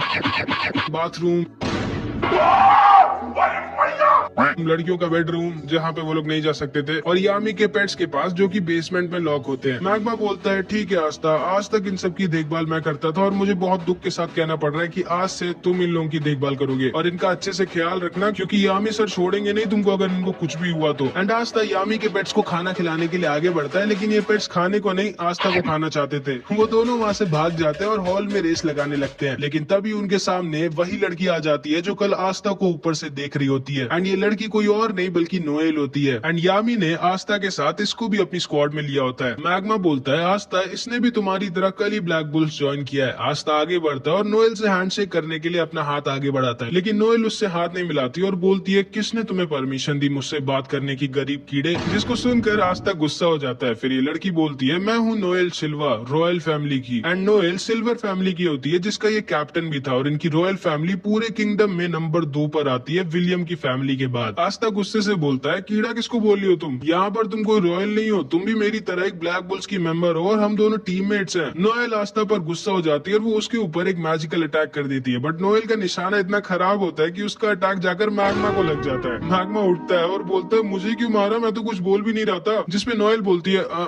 मुझे तुम पसंद नहीं हो इसलिए। क्या बोला तुमने, तुम्हें पता नहीं है कि मैं तुम्हारा सीनियर हूँ और तुम्हें सीनियर से कैसे बात करनी चाहिए। अगर तुमको ब्लैक बुल स्क्वाड में रहना है तो तुमको अपने सीनियर्स की इज्जत करनी होगी। जिसपे नोएल मैग्मा से कहती है मैं खुद नहीं आना चाहती थी स्क्वाड में, एंड वो ब्लैक बुल्स के रोप को उनके सामने फेंक कर वहाँ से चली जाती है। इसके बाद आस्था ऐसी अपने बेस के बगल वाले बगीचे में घूम रहा होता है, लेकिन तभी उसके ऊपर अचानक से एक वाटर अटैक आ जाता है। वो सोचता है अबे ये कहाँ से आया। वो थोड़ा सा अंदर जाता है तो देखता है नोएल प्रैक्टिस कर रही होती है, लेकिन वो चाहे जितना भी ट्रेन कर ले उसका निशाना कभी सही से लगता ही नहीं है। एंड इसीलिए उसकी रॉयल फैमिली में सब उसका मजाक उड़ाया करते थे, क्योंकि वो अपने सारे भाइयों बहनों में सबसे वीक थी। एंड जब वो पैदा हुई थी तभी उसकी मम्मी खत्म हो गई थी, इसलिए उसके भाई बहन उससे और ज्यादा नफरत करते थे। आस्था चुपकर नोएल को देख रहा होता है और तभी नोएल आस्था को देख लेती है। एंड आस्था को देखते ही नोएल को लगता है कि अब आस्था भी सबकी तरह उसका मजाक उड़ाएगा। एंड वो आस्था के ऊपर अपना अटैक करने लगती है, लेकिन वो अपने मैजिकल पावर संभाल नहीं पाती और खुद के मैजिकल अटैक में फंस जाती है। एंड क्योंकि नोएल रॉयल फैमिली की होती है इसलिए उसमें बहुत ज्यादा मैजिकल पावर होती है, एंड वो खुद के एक बहुत ही ज्यादा स्ट्रॉन्ग मैजिकल अटैक में फंस गई होती है। ये लोग भी बाहर आकर देखने लगते हैं कि नोएल खुद ही अपने मैजिक में फंस गई है। फिनरल बोलता है हमें जल्दी से कुछ करना होगा वरना नोएल खत्म हो जाएगी। जिसपे यामी बोलता है हम लोग इस पे कुछ नहीं कर सकते, क्योंकि अगर उस चीज पर हमने अपना मैजिक यूज किया तो हम लोग नोएल को भी हर्ट कर देंगे, एंड अभी केवल वही कुछ कर सकता है। फिनरल पूछता है कौन, एंड तभी नोएल के अटैक से आस्था सीधे उड़ के यामी के हाथों में आकर गिर जाता है। यामी बोलता है बिल्कुल सही टाइम पे आया तुम, मैं तुम्हें ही ढूंढ रहा था। अब वहाँ ऊपर जाओ और अपनी तलवार से नोएल के मैजिक को खत्म कर दो। आस्था कहता है हाँ वो तो ठीक है, लेकिन मैं वहाँ ऊपर जाऊंगा कैसे, तुम उसकी चिंता मत करो बच्चे। एंड यामी आस्था को उड़ाकर नोएल के पास फेंक देता है, एंड आस्था अपनी एंटी मैजिक से नोएल के मैजिक को खत्म कर देता है और नोएल को बचा लेता है। ये दोनों नीचे गिर रहे होते हैं, तभी फिनरल अपने मैजिक से इन दोनों को बचा लेता है। यामी जोर जोर से हंसने लगता है और आस्था से कहता है मुझे तुम बहुत पसंद हो लड़के। एंड तभी नोएल भी होश में आ जाती है। उसे लगता है कि आस्था उसके पास आकर अब सबकी तरह उसका मजाक उड़ाएगा कि वो सही से मैजिक यूज नहीं कर सकती, लेकिन आस्था उसके पास आकर उसकी तारीफ करने लगता है। वो उससे कहता है मुझे यकीन नहीं होता तुम्हारे पास कितना ज्यादा मैजिक पावर है। अगर तुम अपनी मैजिक पावर कंट्रोल करना सीख गई तो तुम बहुत ही ज्यादा स्ट्रॉन्ग हो जाओगी। एंड ये सारे के सारे लोग भी नोएल की तारीफ करने लगते हैं और उससे बोलते हैं चिंता मत करो, हम सब तुम्हारी मदद करेंगे ताकि तुम अपनी पावर्स को कंट्रोल करना सीख सको। नोएल भी बहुत खुश हो जाती है क्योंकि वो समझ जाती है कि उसको उसकी असली फैमिली से भी अच्छी फैमिली मिल गई है। आस्था फिर से नोएल की तरफ अपना हाथ बढ़ाता है और इस बार नोएल आस्था का हाथ पकड़कर खड़ी हो जाती है। एंड नोएल को आस्था थोड़ा सा अच्छा लगता है, मतलब समझ रहे हो।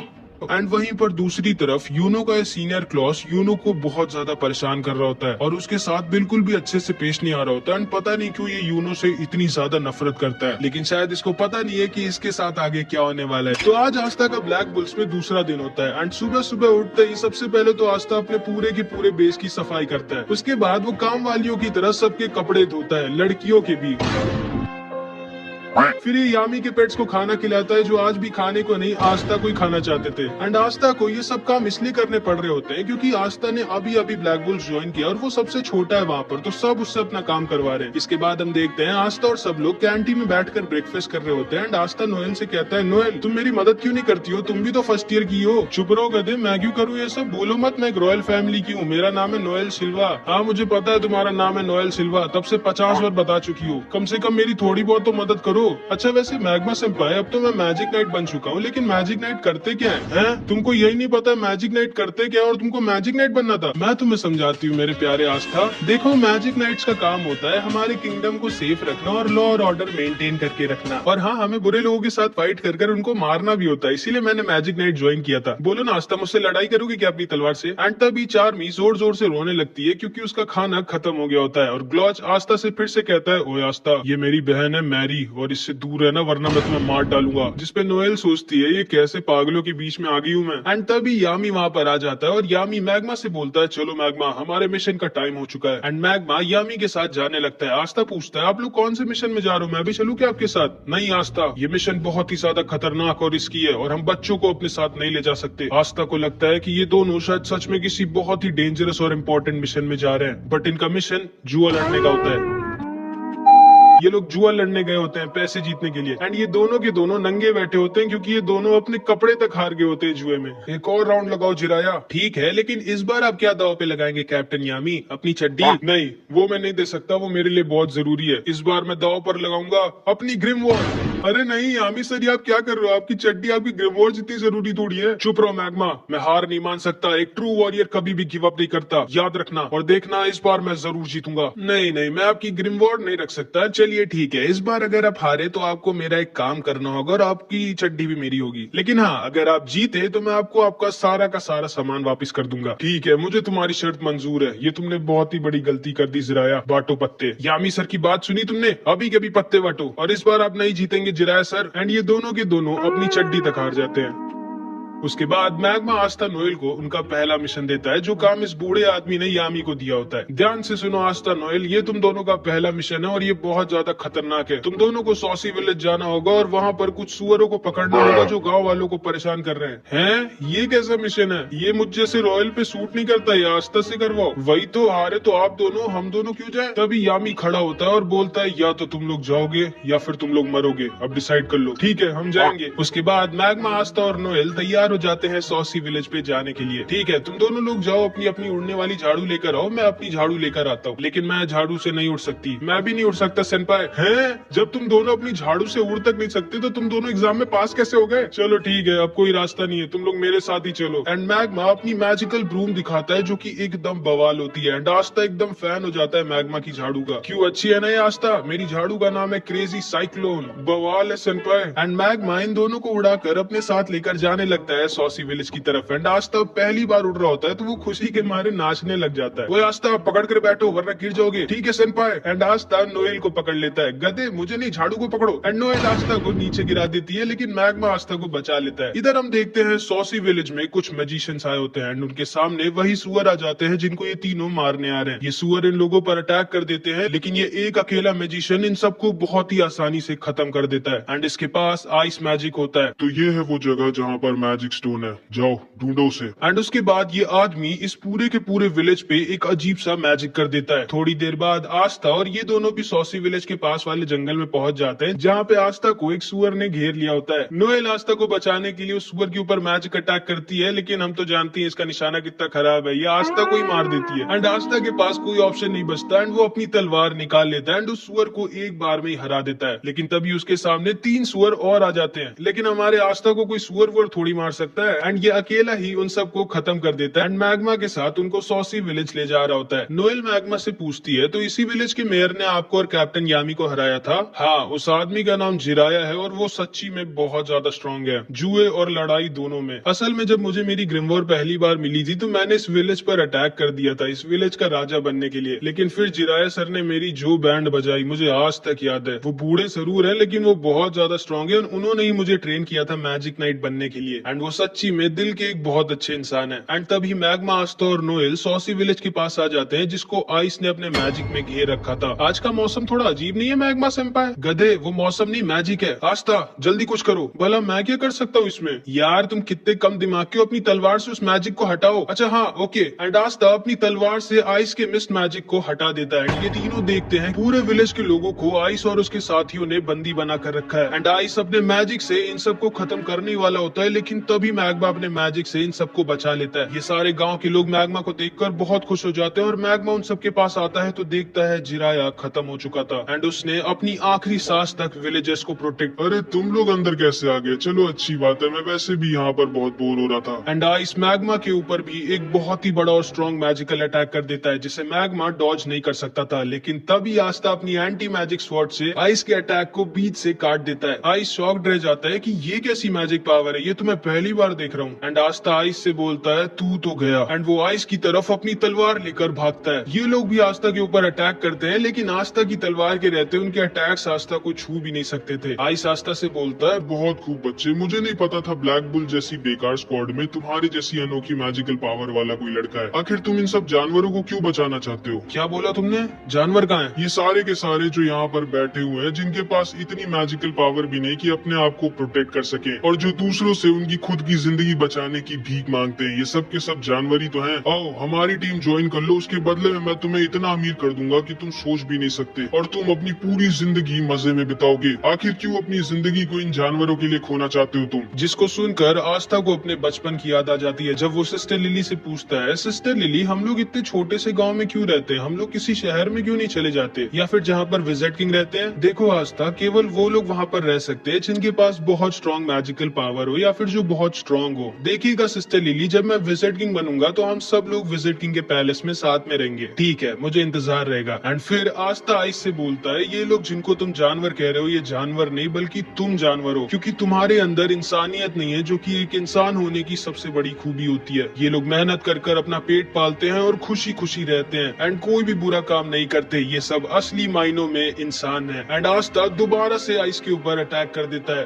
तुम भी इन सब की तरह बेवकूफ हो, अब मरो। एंड आइस के साथ ही दोबारा से पूरे के पूरे विलेज को मिस्ट मैजिक में घेर लेते हैं एंड आइस अपने मैजिक से आस्था और सारे लोगों को अपनी आइस ब्लेड से घेर लेता है एंड उन सब पर अटैक करने लगता है। आस्था अकेली उसके सारे अटैक्स रोक रहा होता है और मैग्मा, नोएल और सारे विलेजर्स को बचा रहा होता है, लेकिन वो बहुत ज्यादा थक चुका होता है। आखिर कब तक लड़ोगे बच्चे? मैं कई दिनों तक तुम पर अटैक करता रह सकता हूँ। आखिर कभी न कभी तो तुम थकोगे या फिर मिस करोगे एंड वही तुम्हारी जिंदगी का आखिरी पल होगा। एक गलती और तुम खत्म। और मुझे नहीं लगता कि ये तुम्हारा दोस्त भी ज्यादा टाइम तक टिक पाएगा और इन जानवरों को और खुद को बचा पाएगा। आस्था सोचने लगता है कि अब वो क्या करे, अगर वो अपने आप को बचाता रहेगा तो मैग्मा, नोएल और सारे गांव वाले मारे जाएंगे। एंड तभी आस्था को आइस का एक अटैक लग जाता है। नोएल भी उसके ऊपर अटैक करने की कोशिश करती है लेकिन उसका निशाना लगता ही नहीं है। आइस नोएल से बोलता है, तुम तो एक रॉयल फैमिली की हो, तुमको मैं सबसे पहले मारूंगा। जिसको सुनकर नोएल डर जाती है और वो समझ जाती है कि हम लोग इनसे नहीं जीत सकते एंड नोएल वहाँ से भागने लगती है। लेकिन तभी नोएल को एक छोटी सी बच्ची पकड़ लेती है और उससे कहती है, प्लीज हमें छोड़कर मत जाइए, हमारी मदद करिए। जिसको सुनते ही नोएल की आंखें खुल जाती हैं क्योंकि पहली बार किसी ने जिंदगी में नोएल से हेल्प मांगी होती है। नोएल उस बच्ची से बोलती है, चिंता मत करो, मैं तुम्हें कुछ भी नहीं होने दूंगी, मेरा नाम है नोएल सिल्वा, सिल्वर फैमिली की।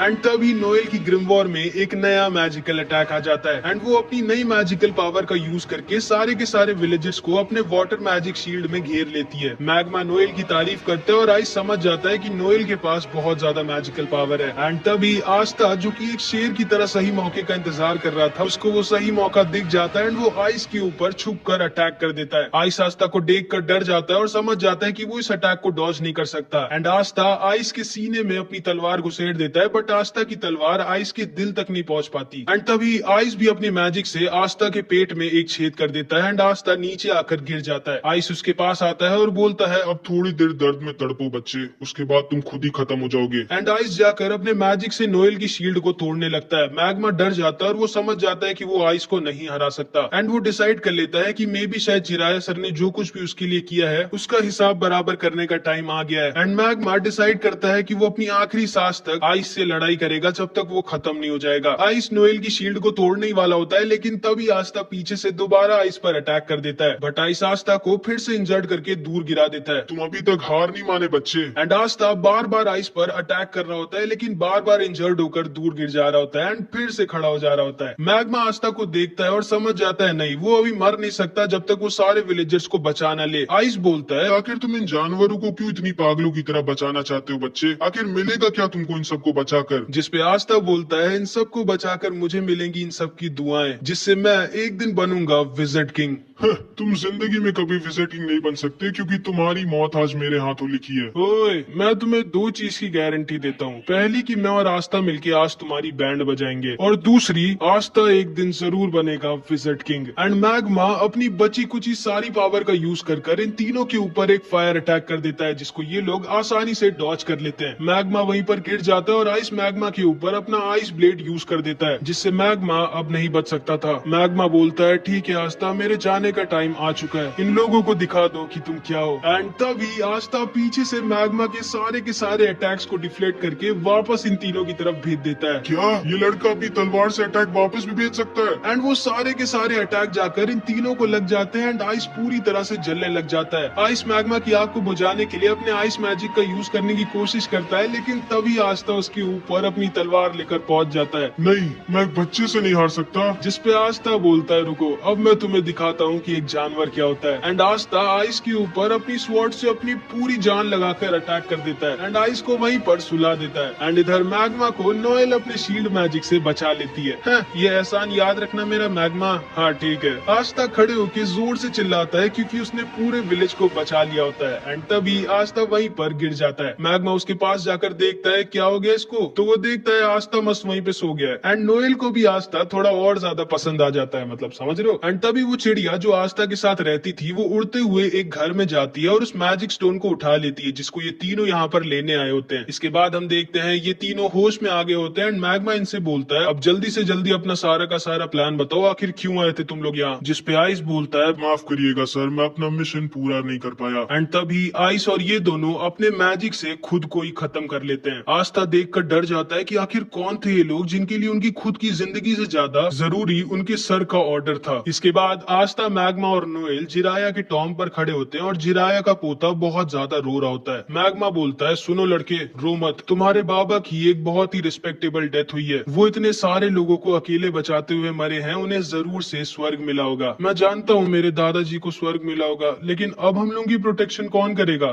तुम्हारे दादाजी वो जिम्मेदारी अब तुम्हारे ऊपर छोड़कर चले गए बच्चे। लेकिन मैं अपने दादाजी जितना स्ट्रॉन्ग नहीं हूँ, तो बनो स्ट्रॉन्ग, अब तुम्हें ही अपने पूरे विलेज को प्रोटेक्ट करना होगा। जिसपे ये लड़का खड़ा होता है और बोलता है क्या मैं भी आप लोगों की तरह स्ट्रॉन्ग बन सकता हूँ और एक दिन मैजिक नाइट बन सकता हूँ? जिसपे आस्था इसके पास आकर बोलता है हाँ जरूर, अगर तुम अपने सपने के लिए बहुत मेहनत करो और उसको पूरे दिल से चाहो तो तुम कुछ भी बन सकते हो। एंड ये बच्चा ये चीज सुनते ही आस्था का फैन हो जाता है। लेकिन तभी आस्था की चिड़िया वो मैजिक स्टोन लाकर आस्था के सर पर खोदने लगती है, मानो वो उससे कह रही हो कि अब जल्दी घर चलो। नोएल को आस्था की बर्ड बहुत क्यूट लगती है और वो उससे कहती है आओ मेरे सर पे भी आकर बैठो ना, लेकिन वो हमेशा ही आस्था के ऊपर ही रहती है। एंड उसके मुंह में वही मैजिक स्टोन है जो ये तीनों लेने आए थे। इसके बाद हम इन तीनों के बॉस को देखते हैं जो कि हमारी सीरीज का एक विलेन है। यकीन नहीं होता आइस मारा गया और वो मैजिक स्टोन ब्लैक बुल्स के पास है। सर अगर आप मुझे ऑर्डर दे तो मैं अभी के अभी पूरे ब्लैक बुल्स को तबाह करके वो मैजिक स्टोन ला सकता हूँ। नहीं, तुम ब्लैक बुल्स के यामी को हल्के में नहीं ले सकते। चिंता मत करो, सही टाइम आने पर मैं खुद जाकर वो मैजिक स्टोन ले आऊंगा एंड फिर हम हमारे मास्टर को दोबारा से जिंदा करेंगे। एंड सबसे ज्यादा शॉकिंग बात ये है कि इस आदमी ने गोल्डन डॉन का कपड़ा पहना होता है, मतलब ये आदमी गोल्डन डॉन का एक मेंबर है जिस स्क्वाड में अभी यूनो है। ये तीनों वापस अपने बेस पर आ जाते हैं और यामी जोर जोर से हंस रहा होता है। चलो अच्छी बात है, तुम सब में से कोई मरा नहीं। कैप्टन मेरे हिसाब से आपको हंसना नहीं चाहिए। नहीं हंसता, कैप्टन बिल्कुल सही कह रहे हैं। जिराया सर को लोगों का हंसता देख बहुत अच्छा लगता था। चलो हम लोग साथ में मिलकर जिराया सर के लिए जोर जोर से हंसते हैं। एंड ये तीनों के तीनों जोर जोर से हंसने लगते हैं, बट यामी को मैग्मा के चश्मे के पीछे उसके आंसू दिख जाते हैं एंड यामी भी अंदर से काफी दुखी होता है। तभी वहाँ पर वेनेसा और फिनरल आ जाते हैं। अरे आस्था, तुम्हारे ऊपर ये इतनी क्यूट सी चिड़िया क्यों बैठी है? ये पता नहीं क्यों मेरे पीछे पड़ी है। एंड तभी ये चिड़िया दोबारा से आस्था के सिर पर खोदने लगती है। बस बहुत हो गया, अब मैं तुमको पकाकर तुम्हें फ्राई करके खाऊंगा, सोचना भी मत इस बर्ड को छूने की आस्था। एंड आस्था और नोएल दोनों में लड़ाई हो जाती है और वो लोग आसपास का सामान तोड़ने लगते हैं। मैंने कितनी बार कहा है घर में तोड़ फोड़ नहीं। एंड यामी गुस्से में खुद पीछे की दीवार तोड़ देता है। फिर यामी सबसे कहता है अच्छा हाँ, मैं तुम्हें बताना भूल गया आस्था, जो तुमने किया है उसके लिए विज़र्ड किंग ने खुद तुम्हारी तारीफ करी है। कि क्या? विज़र्ड किंग ने? हाँ, और उन्होंने कहा है कि वो जल्द ही तुमसे मिलेंगे। जिसको सुनकर आस्था एकदम शॉक्ड रह जाता है कि विज़र्ड किंग उससे मिलना चाहते हैं। एंड आज आस्था के लिए एक बहुत ही स्पेशल डे होता है क्योंकि आज आस्था को उसकी पहली सैलरी मिलती है। इतने सारे पैसे? ये मेरी पूरी जिंदगी की सैलरी है क्या? ये तुम्हें ज्यादा लग रहे हैं आस्था। हाँ और नहीं तो क्या, इतने में मैं और मेरा पूरा चर्च साल भर खाना खाए। कैप्टन मैं आपको अपना सारा का सारा पैसा दूंगा, आप मुझसे लड़ाई करेंगे क्या? नहीं कैप्टन, मैं अपनी छोटी बहन मारी से मिलने जा रहा हूँ। जाओ, मैं तो ढेर सारा खाना खाऊंगी। हाँ बस फटना मत। कुछ तो बोलो। इतना तो मैं दान दे दिया करती थी, जो मिला उस पे खुश रहो, समझी? ज्यादा उड़ो मत। मेरे प्यारे आस्था, तुम अपनी पहली सैलरी से क्या करने वाले हो? डेट पे चलोगे क्या मेरे साथ? नहीं, मैं अपने सारे पैसे वापस चर्च भेज दूंगा और थोड़ा दूर हट के बात कर सकती हैं आप मुझसे। ओए आस्था, बहुत अच्छे, तुम्हें अपना सारा का सारा पैसा घर भेज देना चाहिए, बहुत अच्छा कर रहे हो। हमें अपनी फैमिली के बारे में कभी नहीं भूलना चाहिए और उनका भी ख्याल रखना चाहिए। आप भी अपना सारा पैसा वापस भेजते हैं क्या मैग्मा सेंपाई? नहीं, मैं तो जुआ लड़ने जा रहा हूँ। कैसा आदमी है ये? आस्था देखो, वापस घर पैसे भेजना अच्छी बात होती है, लेकिन सारे पैसे भेजने की क्या जरूरत है? थोड़ा बहुत अपने लिए भी रख लो। लेकिन मैं करूंगा क्या इन पैसों का? मेरे साथ शॉपिंग चलो और क्या। उसके बाद आस्था, नोएल और वेनेसा कीका टाउन जा रहे होते हैं शॉपिंग करने। आस्था, मुझे पकड़ना मत। ठीक है, मैंने कहा था मुझे पकड़ना मत गधे। असल में इतनी तेज हवा चल रही थी कि आस्था को लगा नोएल कह रही है उसे पकड़ लो। इसके बाद हम देखते हैं आस्था, नोएल और वेनेसा तीनों कीका टाउन आ जाते हैं। एंड आज भी आस्था इधर जिधर देख रहा होता है उसको मैजिक ही दिख रहा होता है। एंड उसे वहाँ पे चार्मी भी दिखती है जो मस्त ठूस रही होती है। इतना सारा खाना जाता किधर है? एंड इधर हमेशा की तरफ फिनरल एक लड़की को छेड़ रहा होता है जो इसको बजा देती है। नोएल फिर से सोचती है कैसे पागलों की टीम में हूँ मैं।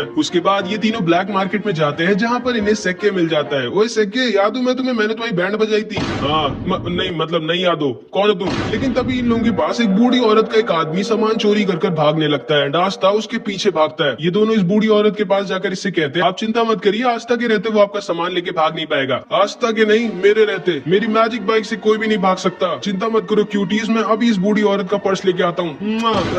कौन लड़का है ये? एंड सेक्के भी उस चोर के पीछे अपनी बाइक से भागता है। इधर हम देखते हैं आस्था इस चोर का पीछा कर रहा होता है। एंड ये चोर बोलता है, तुम कभी भी मुझे नहीं पकड़ सकते बच्चे, जब तक मैं अपने मैजिक क्लाउड पे हूँ। एंड तभी आस्था अपनी तलवार निकालकर इस चोर की क्लाउड की तरफ फेंक देता है एंड उसके मैजिक क्लाउड को बीच से काट देता है। एंड ये आदमी नीचे गिरने वाला होता है। नीचे से सेक्के उसको अपनी बाइक से ठोक देता है। आस्था को सेक्के की बाइक बहुत कूल लगती है। एंड सेक्के बोलता है, मैंने तुम्हें पकड़ लिया चोर, अब तुम भाग नहीं सकते। लेकिन तभी ये चोर सेक्के के पैर पे एक पॉइजन वाला चाकू मार देता है। एंड सेक्के वहीं पर गिर जाता है। सेक्के, तुम ठीक तो? हाँ आस्था, मेरे जाने का टाइम आ गया है, माफ करना, मैंने तुम्हें एंट्रेंस एग्जाम में धोखा दिया था। चुप रहे भाई, मैं कभी भी तुमसे गुस्सा नहीं था, तुम अभी भी मेरे दोस्त हो सेक्के। थैंक यू आस्था, लेकिन अब मुझे जाना होगा। क्या नाटक कर रहे हो, ये बस खुजली वाला पॉइजन है, लो अब ठीक हो जाओगे तुम।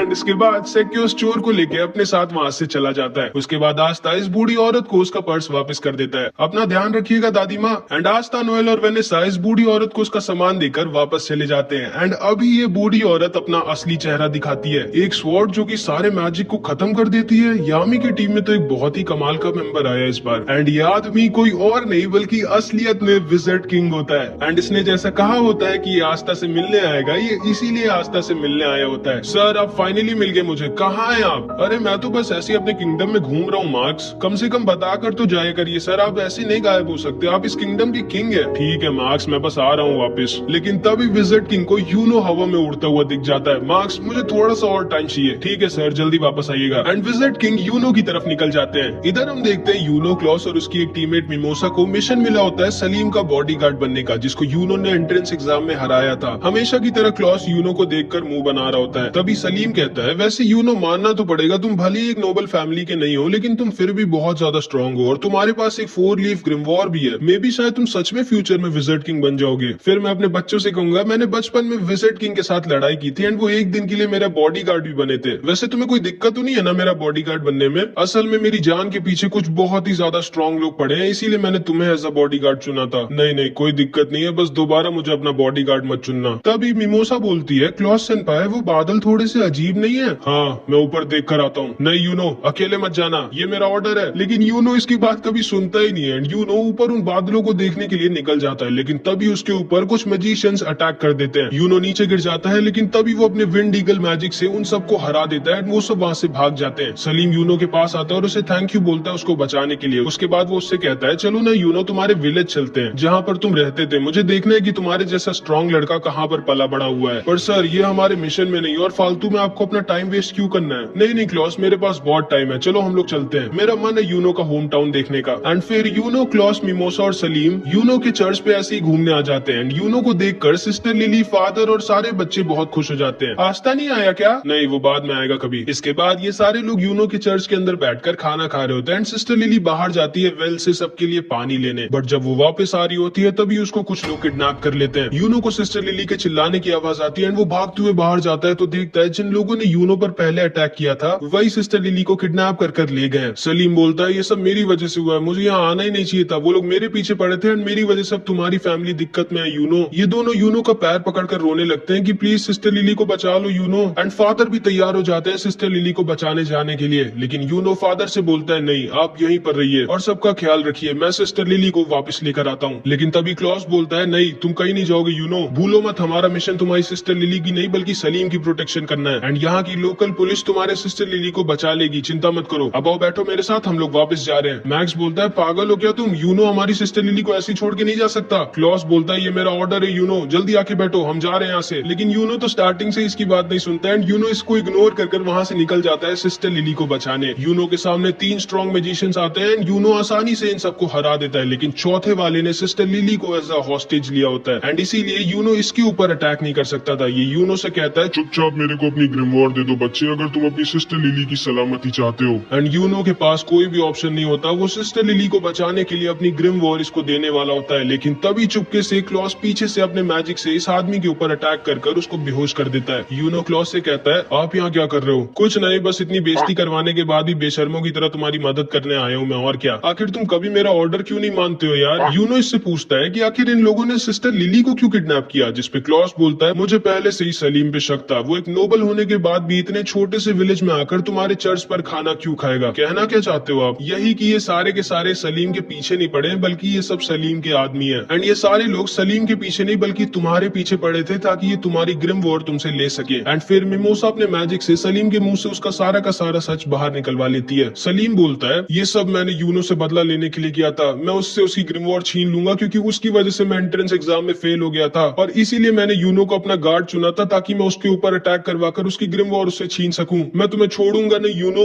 जिसको सुनकर सिस्टर लिली गुस्सा हो जाती है एंड सलीम को एक वाटर पंच मारकर सुला देती है एंड सलीम का प्लान पूरी तरह से फेल हो जाता है। चलो ठीक है, अब तो तुम लोग पकड़े ही जा चुके हो, अब ये बताओ तुम लोगों का लीडर कहाँ छुपा बैठा है। लेकिन इन सबको पता ही नहीं होता है कि इनका लीडर कहाँ पर है, क्योंकि इनके लीडर को पहले ही विजिट किंग ने पकड़ लिया होता है एंड वो फर्स्ट विजिट किंग के स्टैचू के सामने मस्त लेट कर आराम कर रहे होते हैं। आप कहाँ है सर? जानते हैं कितना काम बचा हुआ है और आप यहाँ मजे में सो रहे हैं? आ रहा हूँ बाबा, आ रहा हूँ। एंड इसके बाद यूनो और सारे लोग दोबारा से चर्च में हंसी खुशी खाना खाते हैं, फिर वो सब वापस निकल जाते हैं। अगले दिन विलियम यूनो की टीम की तारीफ करता है, मुबारक हो, विजिट किंग ने तुम लोगों की तारीफ करी एंड हमें सलीम की नोबल फैमिली के खिलाफ और भी कई गंदे कामों के लिए सबूत मिल गए एंड अब हम सलीम की फैमिली के ऊपर स्ट्रिक्ट एक्शन लेंगे। सर आप पहले से जानते थे कि ये सब हम लोगों के साथ होगा?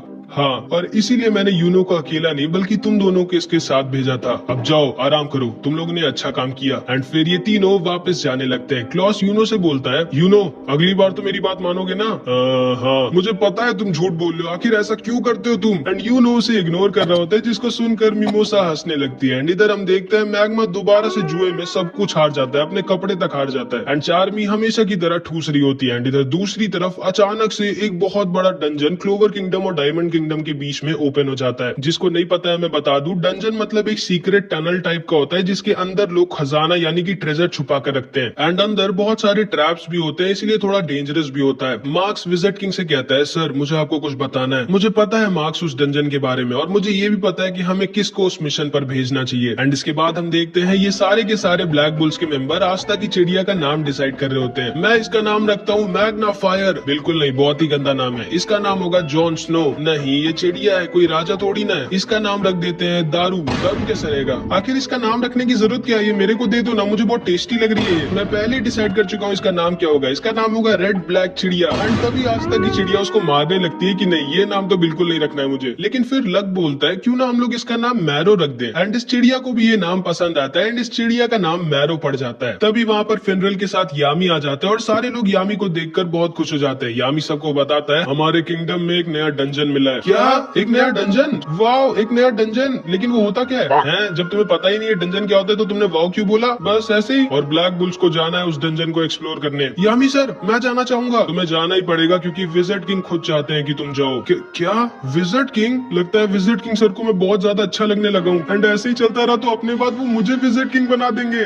याहू। नोएल तुम भी आस्था के साथ जाओ, ये एक अच्छा एक्सपीरियंस होगा तुम्हारे लिए। और हाँ, तुम दोनों के साथ जाएगा लक, इन दोनों का ख्याल रखना। ठीक है सर, लेकिन वहाँ पर हम पर कोई अटैक तो करेगा ना हमें जान से मारने के लिए। नोएल मन में सोचती है नहीं, इस पागल के साथ नहीं जाना चाहती मैं, जिसको लड़ाई से ज्यादा कुछ नहीं पसंद है। लेकिन आखिरी में ये तीनों फिनरल के साथ उस डंजन के पास आ जाते हैं जिसे इन लोगों को एक्सप्लोर करना है और उस ट्रेजर को ढूंढना है जो इसके अंदर छुपा हुआ है। आस्था, नोएल और लक उस डंजन के अंदर घुस जाते हैं। नोएल को बहुत ज्यादा डर लग रहा होता है। नोएल ध्यान से चलना, गिरना मत, चुप रहो गधे, मुझे मत सिखाओ, भूलो मत मेरा नाम है नोएल सिल्वा, सिल्वर फैमिली की, मैं नहीं गिरूंगी। एंड तभी नोएल फिसल के गिर जाती है एंड उनके लैंप को तोड़ देती है। लेकिन इस लक को अंधेरे में भी दिखता है एंड उसके साथ ये लोग डंजन के अंदर आ जाते हैं जहाँ पे लक अपने आप ही सारे के सारे ट्रैप्स फोड़ रहा होता है मजे के लिए एंड आस्था सबको खत्म कर रहा होता है। एंड लक अपने मैजिक से पूरे के पूरे डंजन को स्कैन मारता है एंड तभी उसे पता चलता है कि उन लोगों को कोई चुपचाप देख रहा है, वो लोग यहाँ पर अकेले नहीं है। एंड लक आस्था नोएल से कहता है तुम लोग अपना ध्यान रखना, ठीक है, मैं बस 1 मिनट में आया। एंड वो अपने मैजिक से उस आदमी के पीछे निकल जाता है जो उन लोगों को चुपचाप देख रहा था। ये कहाँ चला गया हम दोनों को यहाँ पे अकेला छोड़ के? मुझे पहले से ही पता था यामी सर गलत कर रहे हैं इसको हमारे साथ बेच के। लेकिन तभी नोएल रियलाइज करती है कि वो और आस्था तो अकेले हैं एंड नोएल को तो आस्था थोड़ा पसंद है तो वो थोड़ा शर्मा कर वहां से भागने लगती है। लेकिन तभी वो एक बहुत ही बड़े ट्रैप पे पैर रख देती है एंड उसके सामने एक कार्निवोरस प्लांट निकल आता है जो नोएल को पकड़ लेता है। आस्था नोएल को बचाने की कोशिश करता है लेकिन आस्था को भी वो पकड़ लेता है एंड इन दोनों को ये पेड़ खाने वाला होता है। लक इधर इस आदमी का पीछा कर रहा होता है और नोएल आस्था की जान खतरे में होती है। आस्था सोचता है कि वो क्या करे, उसे जल्दी कुछ करना होगा वरना ये दोनों मारे जाएंगे। लेकिन तभी पीछे से कुछ अटैक्स आते हैं जो आस्था और नोएल को बचा लेते हैं और उस प्लांट को भी खत्म कर देते हैं। नोएल सोचती है कि आखिर इतना स्ट्रॉन्ग अटैक किसका है। फिर इधर हम यामी को देखते हैं जो कहता है अच्छा हाँ याद आया, मैं तो आस्था को बताना ही भूल गया कि उसके साथ कुछ गोल्डन डॉन के मेंबर्स भी रहेंगे। एंड अब तो तुम लोग समझ गए होगे कि आस्था को कौन आया होगा बचाने। जी हाँ, कोई और नहीं, उसका भाई यूनो। हमारा हिसाब बराबर हुआ आस्था, तो तुम हो यूनो और ये दोनों नीचे आकर आस्था और नोएल से मिलते हैं। क्लॉस बोलता है हाँ, मुझे लगा ही था इतने वीक से ट्रैप में ब्लैक बुल्स जैसी बेकार स्क्वाड का ही कोई मेंबर फंसा होगा। ये आपके चेहरे पे कुछ लगा है, मुंह नहीं धोया क्या आपने? ओए लड़के, तमीज से बात करो मुझसे, मैं गोल्डन डॉन का सीनियर मेंबर हूँ, मेरा नाम है क्लॉस और मैं एक नोबल फैमिली से हूँ। तुम्हारी हिम्मत कैसे हुई मुझसे ऐसे बात करने की? एंड इधर मिमोसा नोएल से मिलती है एंड ये दोनों बहनें होती है एंड इन दोनों की बिल्कुल भी नहीं पटती आपस में। हाँ, कैसी हो नोएल, तुम्हें तो काफी दिक्कत हो रही होगी, मैंने सुना है ब्लैक बुल्स के सारे मेंबर थोड़े पागल हैं। हाँ, मैं तो बिल्कुल ठीक हूँ, तुम कैसी हो? क्योंकि मैंने सुना है गोल्डन डॉन में सबके सब बहुत स्ट्रॉन्ग है और तुम तो सबके लिए एक बोझ बन गई होगी क्योंकि तुम इतनी वीक हो। नहीं, मेरा मैजिक तो बहुत इंपॉर्टेंट और यूजफुल है गोल्डन डॉन के लिए, विलियम सर ने खुद मुझसे कहा था। तुम्हारा क्या हाल है? निशाना ठीक हुआ तुम्हारा? हाँ, अब ठीक हो गया। एंड ये दोनों ऐसे एक दूसरे को ताना मार रही होती है और आस्था और क्लॉस आपस में लड़ रहे होते हैं। अच्छा हाँ, याद आया, तुम्हारे साथ तो कोई एक और भी होना चाहिए था ना, कहाँ है वो? कहीं डर के भाग तो नहीं गया तुम लोगों को अकेला छोड़ के? जिसपे आस्था और नोएल कुछ नहीं बोल सकते थे क्योंकि उन्हें खुद ही नहीं पता है कि लक कहाँ पर गया है। एंड इधर लक इस आदमी का पीछा कर रहा होता है जो बहुत तेज भाग रहा होता है। हाँ, यही एक्सपेक्ट किया जा सकता है ब्लैक बुल्स जैसी बेकार स्क्वाड से जिनका कैप्टन खुद किसी काम का ना हो, बस पूरा दिन सिगरेट पीने और जुआ लड़ने के अलावा कुछ करता ना हो, उसकी टीम से क्या ही एक्सपेक्ट किया जा सकता है। ओए चश्मे, ज्यादा बोल मत, देखना ब्लैक बुल्स तुम्हारी स्क्वाड से पहले इस डंजन के ट्रेजर को ढूंढेगी। हाँ, सपने में पहले अपने टीममेट को तो ढूंढ लो, उसके बाद ट्रेजर को ढूंढना। चलो यूनो और मिमोसा। एंड फिर यूनो, मिमोसा और क्लॉस निकल जाते हैं ट्रेजर को ढूंढने। आस्था नोएल से कहता है जल्दी चलो, हम हार नहीं सकते इन सबसे। एंड ये दोनों भी निकल जाते हैं ट्रेजर को ढूंढने, लेकिन इन लोगों को बाहर जाने का रास्ता ही नहीं मिल रहा होता है। तभी मैरू उड़ती है और इन लोगों को बता देती है लो ये रास्ता है, चलो निकलो यहाँ से। एंड ये दोनों भी वहां से निकल जाते हैं। इधर हम देखते हैं विजिट किंग को एक सोल्जर बताता है कि डायमंड किंगडम ने भी कुछ मैजिक नाइट्स को डंजन को एक्सप्लोर करने के लिए भेजा है। लेकिन क्यों? जब वो डंजन क्लोवर किंगडम में खुला है तो डायमंड किंगडम के लोग क्यों आए? सर, हमें जल्दी से कुछ करना चाहिए। चिंता मत करो मार्क्स, मैंने कुछ बहुत ही ज्यादा स्ट्रॉन्ग लोगों को उस डंजन में भेजा है, सब ठीक होगा।